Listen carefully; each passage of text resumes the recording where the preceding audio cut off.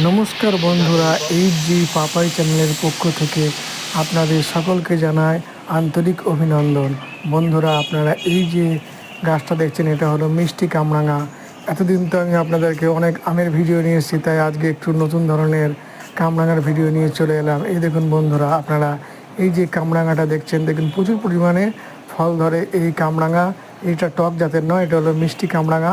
প্রচুর পরিমাণে ফল ধরে। দেখুন একটা মাটিতে লাগানো 1.5 বছরের গাছ, প্রচুর পরিমাণে ফল ধরেছে। দেখুন একদিক দিয়ে ফল আসে, আবার একদিক দিয়ে ফুল ধরে।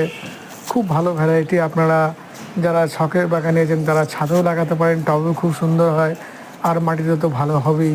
খুবই ভালো ভ্যারাইটি এই মিষ্টি কামরাঙা। তাই আপনারা অবশ্যই আপনাদের কালেকশানে একটা মিষ্টি কামরাঙা লাগান, প্রচুর পরিমাণে ফল দেবে। আপনারা যদি বাড়িতে লাগান মাটিতে, তাহলে অনেক রকম পাখিকে আপনারা এই গাছে আসতে দেখতে পাবেন কামরাঙা খাওয়ার জন্যে।